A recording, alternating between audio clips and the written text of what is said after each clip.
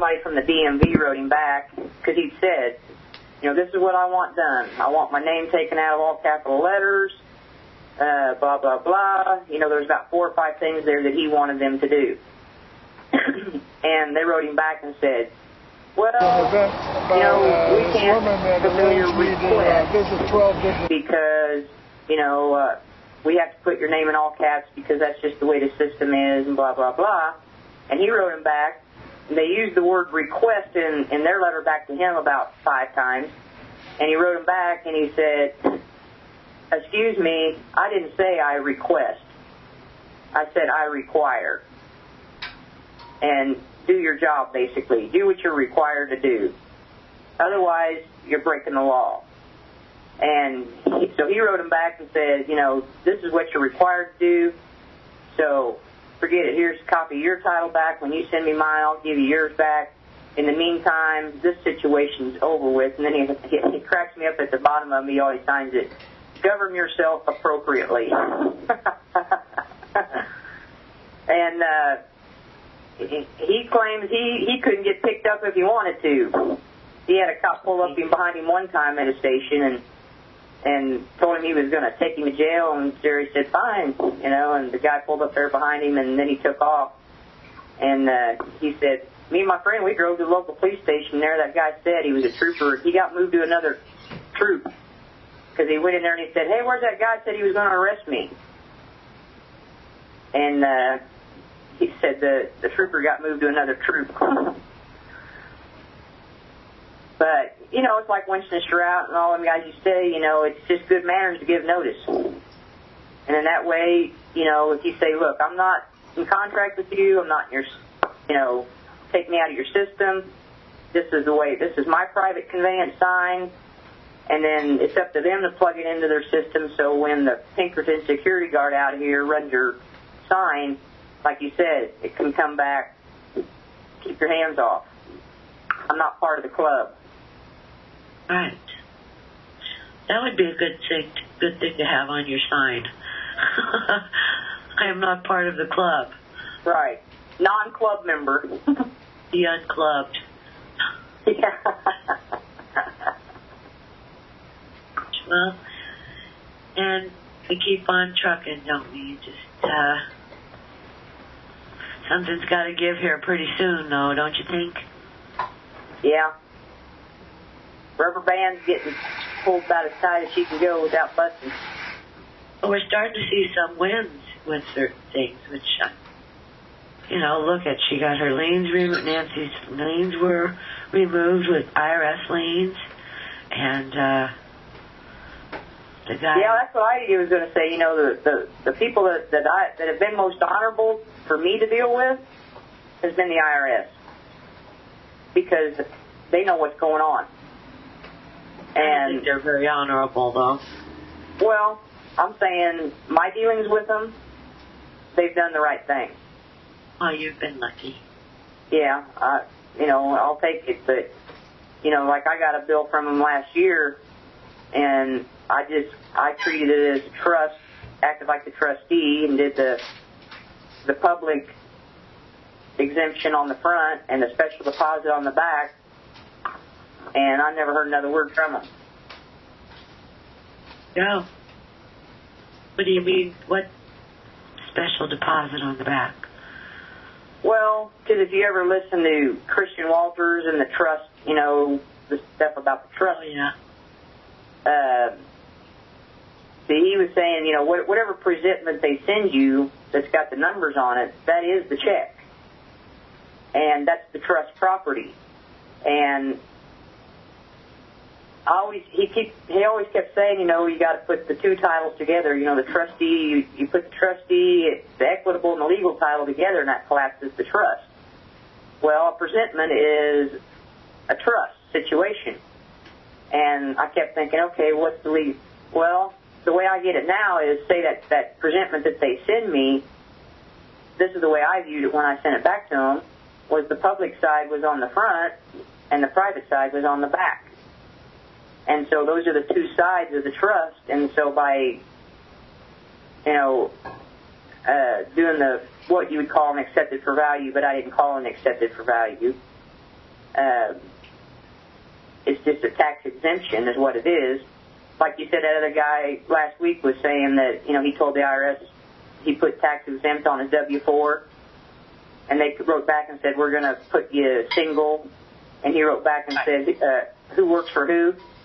Right. And they wrote back and said, oh, okay, we'll leave it tax exempt. To see that, like Dean Clifford said, that all-cap deceased corporation over there is tax exempt up to, I don't know, some say $3 million, some say $1 million a year. So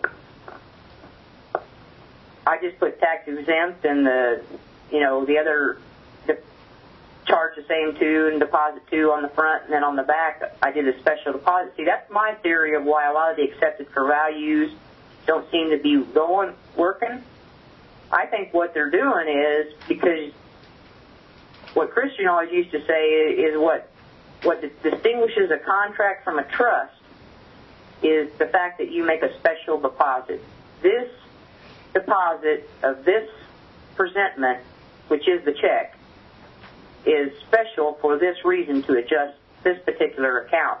And I think if you don't make a special deposit on it for a particular reason, they'll take it and use it for whatever they want to. And then come back and say, oh, your account still ain't been adjusted. That don't mean they didn't use it. They just didn't use it for you. So I'm specifying, hey, I want this letter you sent me with this number on this date for this much to be a special deposit into this account for this reason. And, get your intent across. Yeah. And it worked for you. Never heard another word from them, knock on wood. And that was last May. That's wonderful. Whatever works, Right. I love it. So, any of my presentments like that I get that I'm going to send back that I'll accept, that's the way. You write on there, but this is for special deposit only, or what? On the back. Words exactly. Because it's the back that's the private, and it's the front that's the public. And like Dean Clifford said, we got to let them know, too, that we're not only the administrators of the private, but we're the administrators of the public side, too. Right. So what do you put on the back exactly? Well, exactly, word for word, I can't tell you, but basically the main word is special deposit. Basically what I was telling them is, I'm taking this letter dated this date, I described the letter, and for how much it was that they was asking for, and for whose name it was in, that corporate name. I'm taking this letter, this specific letter, and I'm special depositing back with you. It's like the hot potato, right? And I'm special depositing back with you for this particular reason, to put in this account for this reason. You write all that on the back? Yeah, it's just a few lines. Okay. And then, on the front, what do you put on the front? Well, it's kind of your basic accepted for value, except I didn't use accepted for value. I might have put tax exempt or something like that with the Social Security in the name, and I think I put my birth date. I might have put my birth date and the day that I did it, but I put my birthday on there too, and the Social Security number, and kind of the same language, deposit, pay to, and charge the same to, and that type of stuff. Oh, okay, so it's similar to what we put on when we did our birth certificate. Yeah. I just didn't say accepted for value. Okay. I just kind of did. I just put the number, the name, the date, the birth date, and the deposit charge the same to and deposit to. In other words, pay these people out of this. And then on the back, I just basically said, this is a special deposit. And I think I also sent a notice in there, and every page they sent me in that letter, I don't care what it had on it, I did the very same thing on the front and back. And then when I signed it, autographed it, I put my first dash middle name lowercase and the thumbprint, and then I had 2 witnesses on every page do the same thing with their first and middle and a thumbprint. And I figured I did that instead of the UCC because I don't like using their forms. And the UCC is just a witness. Christian always said it's just a witness, that you did something. Well, I just had 2 flesh and blood witnesses. And so I just, did every single, even the envelope, I did that way. Special deposit of the envelope, did the thing on the front, and I put it all in a bigger envelope and sent it all back to them. And I think I put a notice in there of what I wanted done with it, what I was doing. Make your intent clear. Right. Give them the instructions. Yeah, I think they've been ripping off a lot of these accepted for values because they're not special. They're not saying, hey, look, this is for a specific reason. It's a special deposit for this reason only. I don't know. Because Louis T. McFadden says really all you need to do is sign the front and send it back to the biller. And then they send it for collection to the Federal Reserve or New York. So I don't know. Some people use a banker's acceptance. That's another one. I think whatever you're comfortable with doing. Right. Well, like I said, in front of it. Whatever works. Right. It's possible once that you get a relationship going with them that they know who you are and they know you know what you're doing. But they probably figure a lot of people out here ain't got a clue what they're doing. And, and they write them back and they send them another one and they keep paying them. They, just like Dean Clifford was saying, they're going to keep milking you as long as you send it to them. But if you adjust it once and they send you back again, you got to say, wait a minute. If you wrote a check for it and they wrote you back a letter and said, hey, you didn't pay us, you're going to be saying, well, excuse me, here's a copy of the check I sent you. What'd you do with it? But, if you don't believe in it yourself, I think you're going to have a whole lot harder time getting anybody else to believe in it. Well, yeah. Intent and belief have a lot to do with everything we do. That's why I like having these little conversations with, this judge, retired judge, and this and that, because I kind of use him as a sounding board to, ask him questions and stuff to see how he responds. Wish I had knew a judge I could bounce things off of. That's cool. Yeah, but the thing is he don't want to talk too much to me. Well, he's retired, though. Well, he still does lawyering work, as a retired judge. I think he said he's still active. Oh, yeah, they do mediation and arbitration for X amount of dollars an hour and all like that. Yeah. Kind of stuff.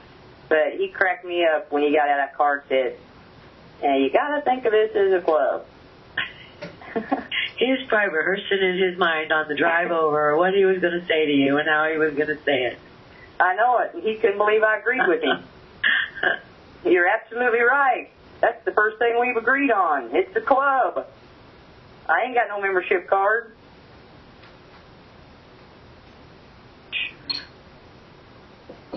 Well, that's good. Good to hear from you. I'm glad everything's going in a good direction for you and you haven't had any setbacks or anything like that. Keep moving forward. Yeah. I'm going to find out here. I hope they do the right thing when I notice them and send them their plates back and put my own sign on there. And, I hope they... I'll try to get that gentleman on Easy Rhythm. Yeah, I notice he posts a lot over in that Surrey Juris forum. Like Rod said, we're actually, rather than go to them, rather than write them and tell them what butt hooks they are, when I send their stuff back, I'm going to be nice about it. I'm going to say, look, I'm not qualified to carry it. I would be committing fraud by carrying something I'm not qualified to carry. So, fine. Yeah. I'm not a state employee, and I'm not operating in commerce, so therefore I'm not qualified. It's not that, you're ignorant. Yeah, I just have to give it back to you because it's against the law for me to carry it.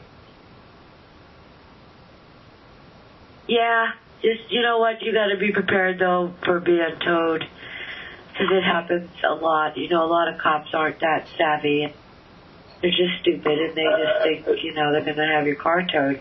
But you can do a small claims action against the tow truck driver. You get your car back and the money. Well, that's what's important about giving the state notice first, because now it's their responsibility.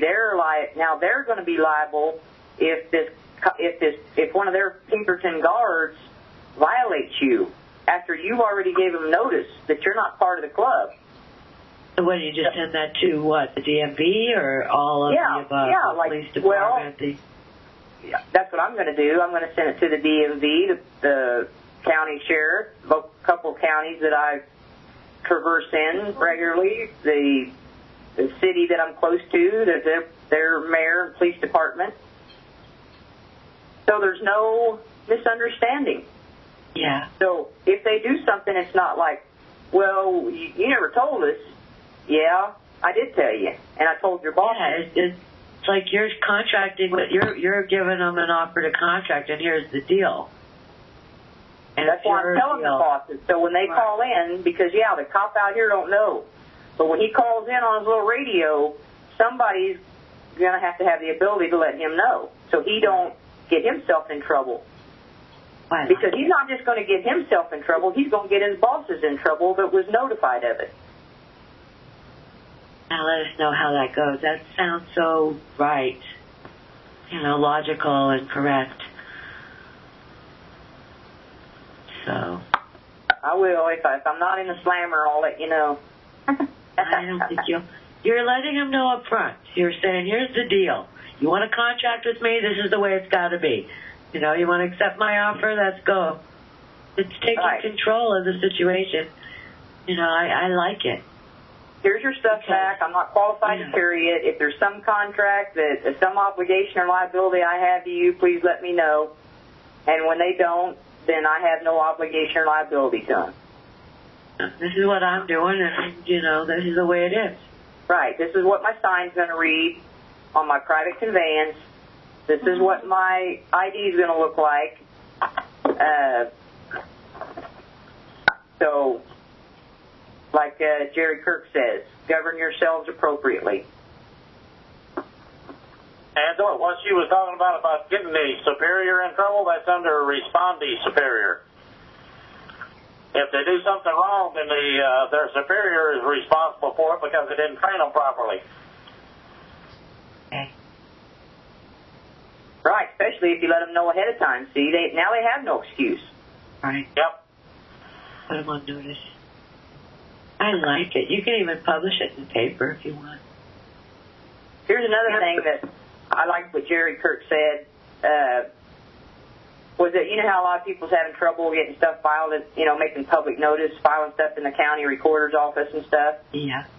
Jerry Kirk said another way you can do it is go to the courthouse, take your public notice, whatever it is you're going to notice the public of, and hang it up on the bulletin board there, and go back every day for 20 days in a row in case somebody tears it down.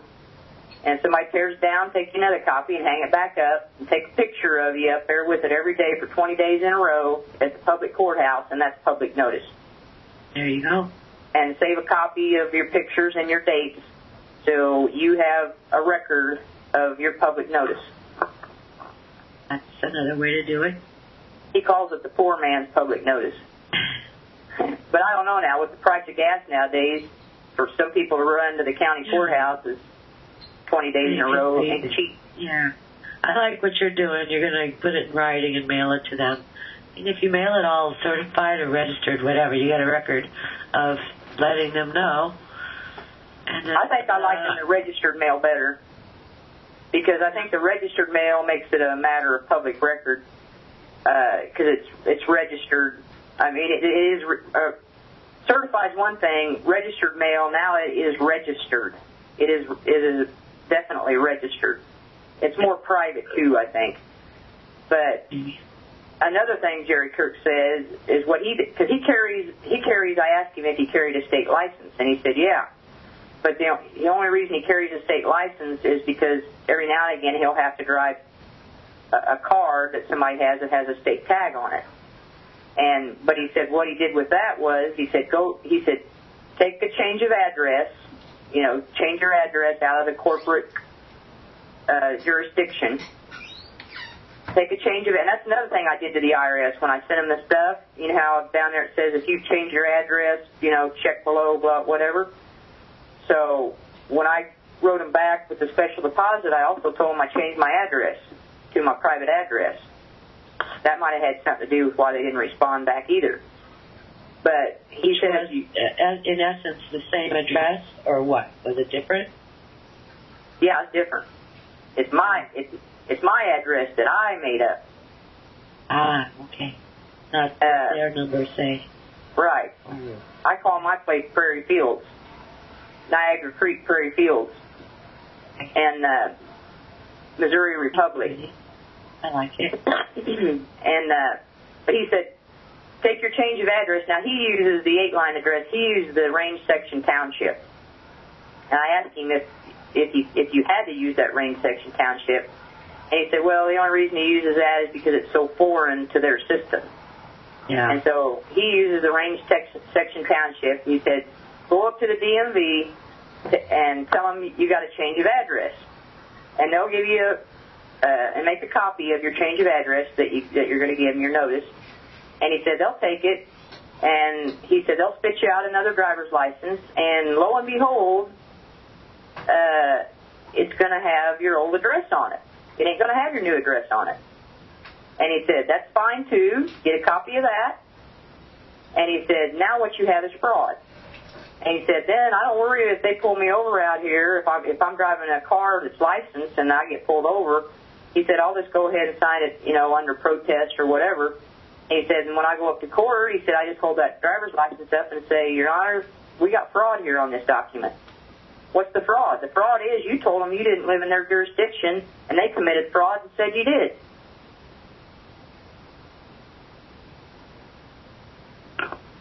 So that's proof of fraud right there, because you kept a copy of your change of address that you gave them, and then you take a copy of what they give you back. And he said, tell them, he said if they give you a form to fill out or whatever, tell them you want a copy of it before you hand it back to them. Say, would you give me a copy of this for my records? If they say no, say, well, I'll be right back. I'm going right across the street and make a copy of it. So you got a copy of your change of address form. And then, done that yet? No. Actually, I just want to get rid of my driver's license. But he carries one, and he says just in case he has to drive a car. He said, but there's no force and effect of the statutes that are attached to it because there's fraud on the face of the document.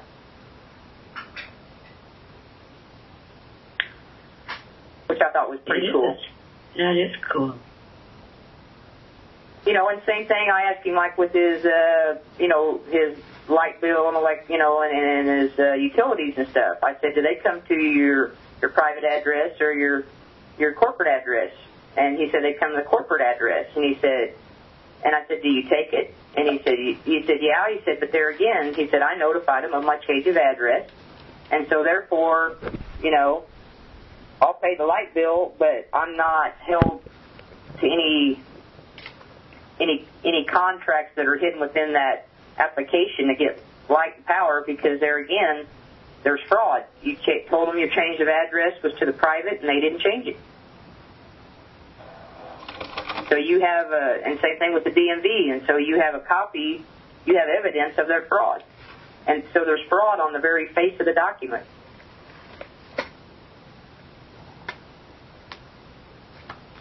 So it has no. I'm sorry. Go ahead. It has no effect. It's not valid.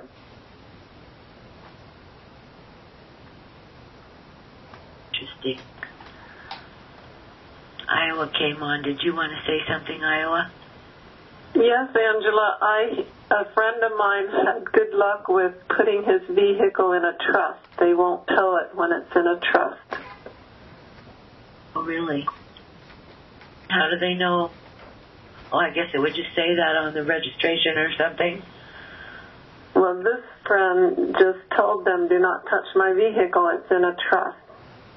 See, they operate in trust law, so if they don't honor our trust, then we can go after them as violating their trust. Well, I guess that's good if you're there watching them when they get ready to tow your car away. But usually you're not around. They do that, you know.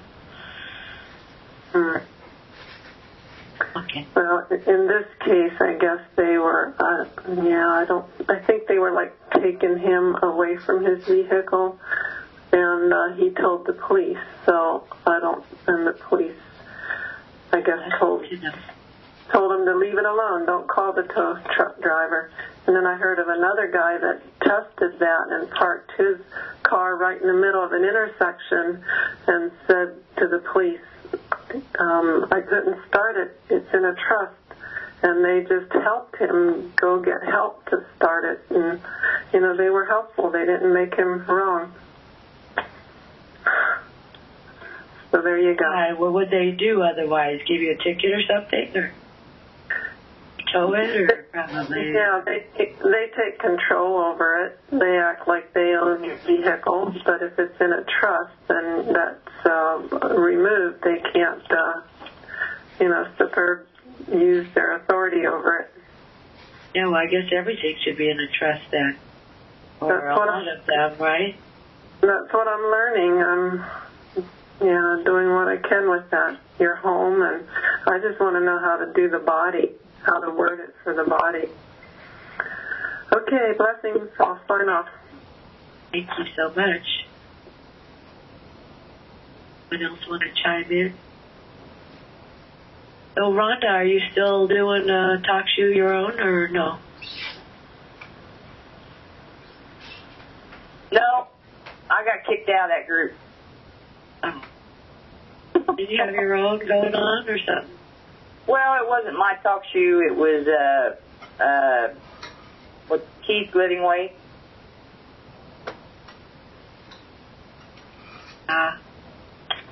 He's kind of a funny guy. Yeah.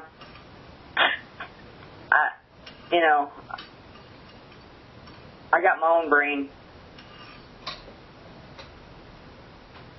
I don't want these governments to be my master. I don't want anybody to be my master. That's right. I don't like it when I hear people talk about leadership. We don't need any leadership. We all need to be our own leadership. Well, I got in real trouble when I was listening to, I don't know if you've had Frankel Collins on your show, haven't you? I sure have. I just started kind of listening to him a little bit, and Lynn and Candy, we was all, in that group. By a corporation. I just brought up, because we're looking for answers. We're all looking for answers. Like I said, I don't think one man or woman's got all the answers. And I brought up, hey, I heard this guy, Frank Collins, and, this, that, and the other, and a couple of them came, oh, no, that's devil, the guy worships the devil, and he's got a thing on there to Satan, and all this, and I said, well, I don't know that much about it. I was just bringing it up, saying, hey, maybe we ought to check into it, because he's got a private registry, Scripture says have two witnesses, so it might, if nothing else, maybe we could use his registry. And next thing, and Lynn kind of came on and said, because she'd kind of been listening to Frank a little bit more than I had, and so she kind of piped in and said, no, I think you're misconstruing what Frank's got on his website. And then Candy jumped in and said, didn't say much. She didn't say much at all. Next thing we know, like 2 days later, we're all kicked off for being devil worshippers.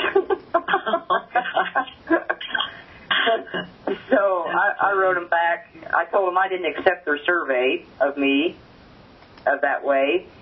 And I said, quite honestly, the United States gives more due process than you guys. I mean, it was like, talk about a tribunal without you even being there to defend yourself. So, I looked at it as, look, they ain't doing nothing as a group that I can't do by myself. Because like Candy always used to say, I think it's got to be an individual thing anyway, because you can't, because people act on their beliefs, and you can't make somebody believe something or do something that they don't really believe in. He had way too many hoops to jump through. My opinion. Yeah. So I've been continuing on and been just fine, and Good. so I learned some things from him about, land patents and meets and bounds, and I appreciate that, but I ain't nobody's little drone, and I ain't nobody's yes man just to follow along like a little puppet. And I got my own mind, and if I want to check something out, I'll check it out. The way it should be.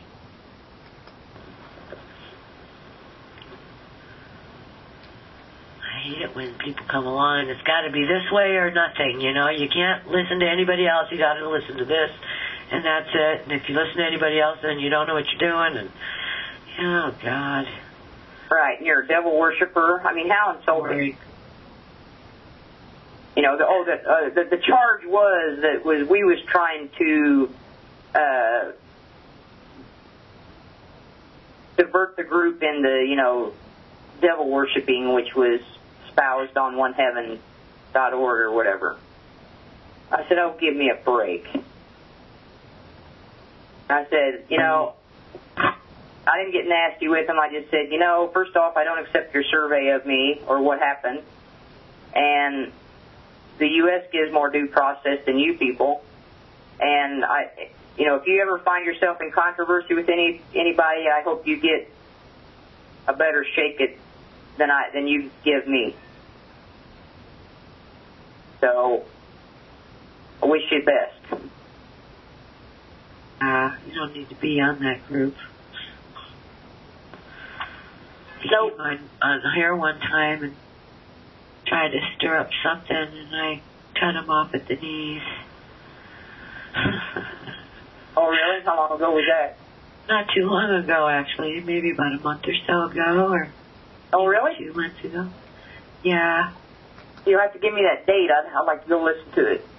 Oh, he was only on for very briefly, a few minutes. Not even a few minutes. Oh. He came on with some horse, Bucky, and tried to start something, and some, way of thinking that he had, and I just said, you didn't prove up anything you already told us about, what happened with the bank in Nevada, and, Right. all that other stuff, and it just stopped immediately, whatever. I took away his credibility at that point, I guess. But, I love him. I love everybody. I love the truth. Right. I don't like, when these guys come on the call and start spewing all their process with no proof. Well, and then why waste our time with it? Why? It's like, don't let her up Right. the issue. And then you said, like you said, it's your way or the highway. You either believe every word that falls out of my mouth, and that's another thing he wasn't liking about me is, well, he claims he brought me on the group because I'm a bullshit detector. And so he brought me on the group to be a bullshit detector. He just didn't realize the bullshit I was detecting was his. And so he wasn't liking it too much when he would say something one time, and then next time he'd talk, he'd say something else. I'd say, wait a minute, what? Didn't you say this the other time? He wasn't liking me calling him on stuff. Yeah, I hate that. You can't handle it. So he probably was looking for an excuse to get rid of me. Chickalon here is saying he kicked away Katie Lee, too. But yeah, he kicked away Katie Lee first, I think, didn't he? Yeah, well, I didn't know. Did he kick her out, or did she just leave? I don't know. Well, Chip was saying that Katie Lee away from group 2. Hello? Hello? Hello? Hello? Did you want to say something? Lady that just hollered hello before Angela did, we can't hear you.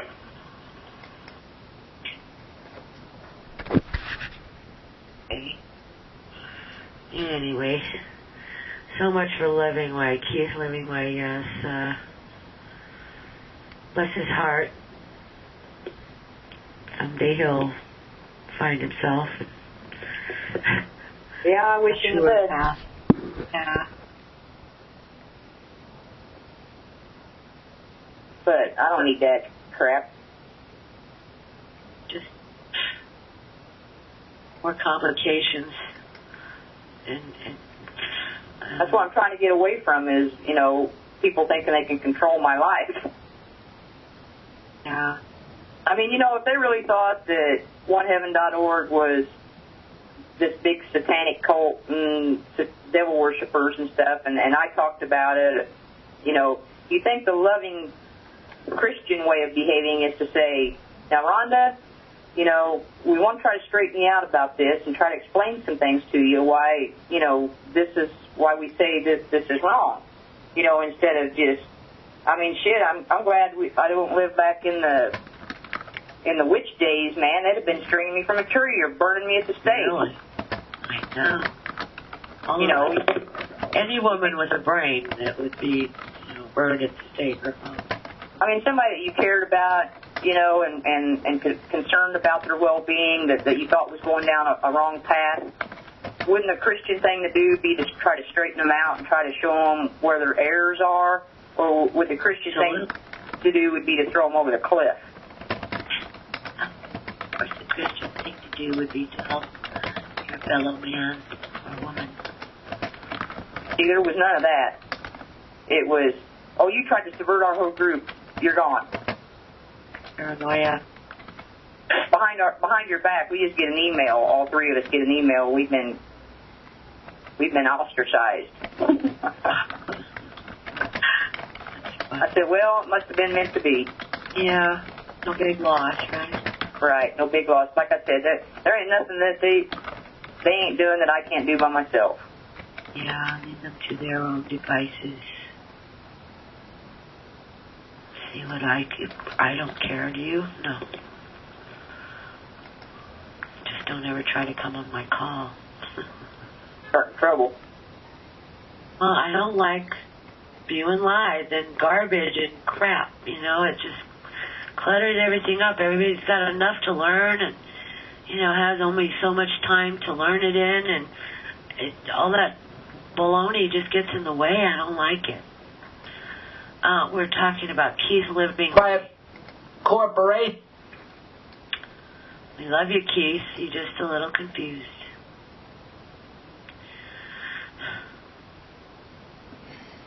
By a corp. There's a lot going on in the chat. Are you on the chat, Rhonda? No. What's going on in the chat? Oh, just a lot of people don't know who he is. Well, someone here. Who is he?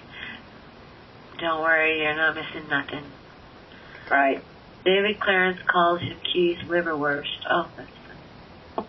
Well, David Clarence is the type that does a lot of name calling. Right.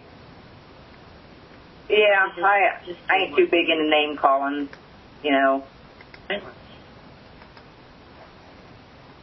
It serves no purpose. It doesn't achieve anything. There's no benefit. Well, the reason I try to be careful about that is because I had this Indian woman tell me one time that what you say to other people is what you need to say to yourself. So when you talk, you got to imagine that you're talking into a mirror. Because what you're telling other people is really what you need to be telling yourself. And I found that, so I try to be careful about calling people names because I don't want to be calling myself a name. Mm-hmm. So how long have you been doing this, Rhonda?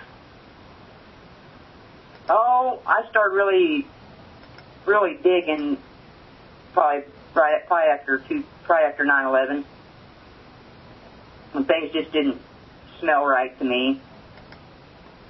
Been at it about 10 years too. Yeah. And then I started, trying to find out about what was really going on there, and that I can't remember the gal's name. She used to be on Republic Broadcasting Radio. Desi. I think her name was Desi. And Debbie? Debbie no, did. No, Desi. It was years ago. She's not on there anymore. She ain't been on there for years. But she used to be on with John Statmiller, and I got a lot of the downloads and stuff. But I think Desi was her name. But she started talking a lot about the money, and she was probably the first that really introduced me into the money thing of what that big scam was. And then it was just like a snowball from there. And the first thing I did, and then I started listening to Winston, got some of his DVDs, and we actually had him come up to our town and do a seminar 4 or 5 years ago. But I had a $1,000 credit card thing that they was going to sue me over. So I thought, okay, I'll see what happens here. So I gave him a conditional promissory note, and the attorney mailed me back a letter saying that, greetings, thank you for your correspondence. However, we'd like to say that, we're not going to accept your conditional promissory note, and blah, blah, blah. We take payment this way, and blah, blah, blah. And by the way, here's 3 copies of a summary judgment. Please sign. Please sign a summary judgment against yourself. And here's 3 copies, one for you, one for the court, and one for us.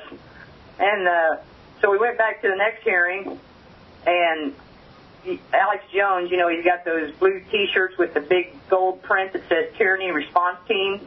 Oh, yeah. So I wore that up to court that day and walked up there. I mean, there was quite a few people in the court that day, more than I'd seen before. It's just a little county court. But so I walked up there, and the attorney walked up there, and the attorney telling the judge, well, he said, Your Honor, she obviously agrees she owes a debt. She gave us a promissory note, and blah, blah, blah. And I said, well, you obviously didn't read it because it's conditional. And there's and here's another thing. They didn't send it back, right? We don't accept your promissory note, but we ain't giving it back to you. Oh. Right? And That's it then. yeah, so I said, well, that was a conditional promissory note, and there's some questions need to be answered. And so the judge, okay, we're going to set trial for such date. So I take a friend of mine up there, and we go up there for the trial date.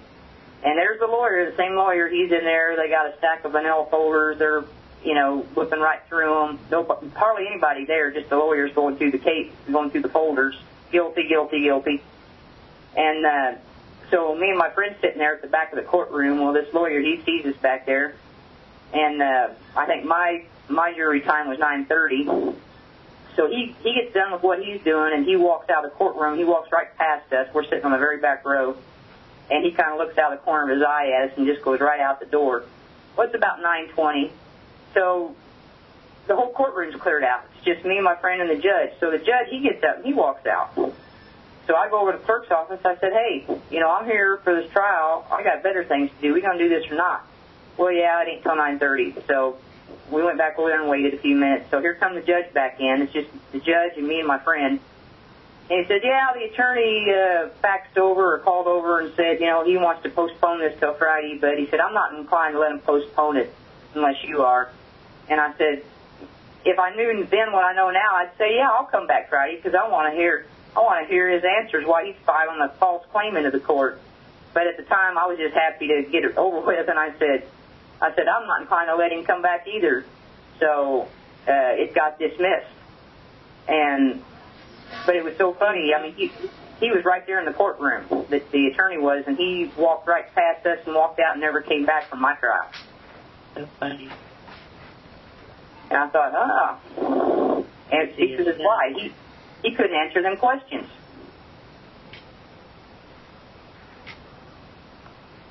So bad.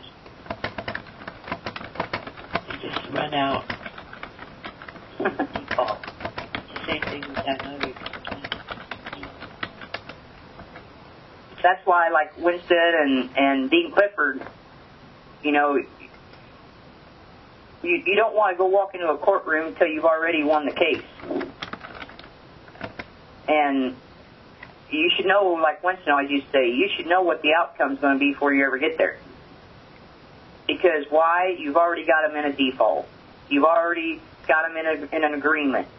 It took me so long to process that when Winston always used to say, you know, get them into an agreement with you. And I'm thinking, you know, how the heck are they going to agree with me, you know, that I don't know anything? And, well, you get them into agreement by their silence. And that's pretty easy to do because they never answered. Agents, imposters. But anyway, well, it was good talking with you. I'm glad you came on. Haven't heard from you in a long time. It's good to hear your voice. You're so knowledgeable, you know. It's good to update us on what you're doing. Well, like I say, I'm an information gatherer. But I like Marie's concept. If anybody going into court, I think, you know, I think it's keep that discovery in mind. The judge can't move forward or backward as long as there's outstanding discovery. And if you just bring that to their attention that there's outstanding discovery, the court can't exhaust its administrative remedy until that outstanding discovery gets done.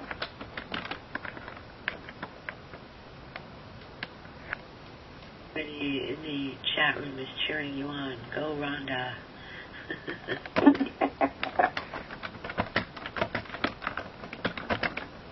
But, you know, I love simplicity. I think our Father, you know, I mean, we're in a universe that's built on replication and simplicity.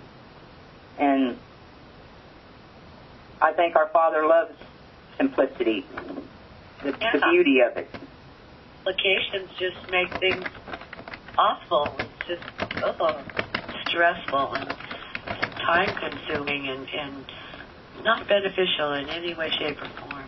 Complications are bad. Simplicity is beautiful. Yep, the beauty of simplicity. Everybody, I don't know, we've gone 2 hours and 43 minutes. Shall we call it a night? Don't everyone speak up at once. Well, thanks for bringing me on, Angela. It was good to talk to you, too. I always love listening to your shows, even if I don't get to get on them at the time. But I always like to download them and listen to them. And good. I'm glad to hear it. I'm glad you came on. I'm glad I saw you on here. You'll have to... I know the last time you had Dean Clifford on, he was saying he had something coming up. You'll have to see if you can get him back here soon and see how that turned out. I know. Well, you know, he was on... I think I have the links on his page. He was on that with that gal in Canada. And Paula Gloria, who's over in New York, is trying to put something together where we're all going to be on her. She does 3 hours a day, every day, in New York on community television. Are you familiar with her? No. Paula Gloria? No. Well, she's been posting some of our audios on her YouTube channel. So it's kind of interesting, and she's very knowledgeable.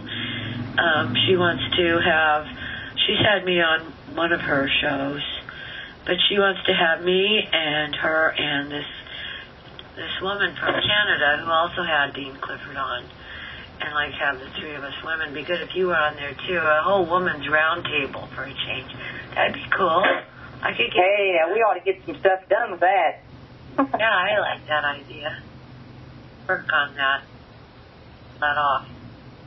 Well, you got community television on a 3-hour gig in New York. That'd be cool. You got my email. Just email me if yeah, I will. Anything comes up. She'll listen to this call and hear this. She does download the calls. Paula Gloria, if you listen to this call, we should include Rhonda Ray. She's a bright woman. And it would be nice if you get Candy on and Lynn. Yeah. Oh, that would be a smoking call. See how we handle it. Be a lot better than having, John Stewart and Rod Class and Gordon Hall and Sam Shroud on a round table. Man, they would butt heads left and right.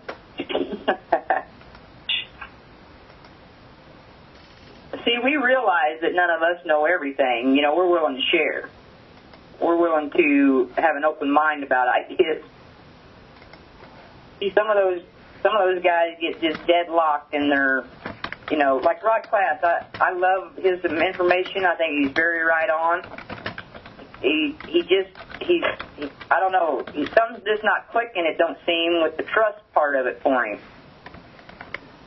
With that part, even though he knows and he's looked up the information about trustees and the fiduciary responsibility of the public officials and all these things, well, all that language, all that terminology is trust language.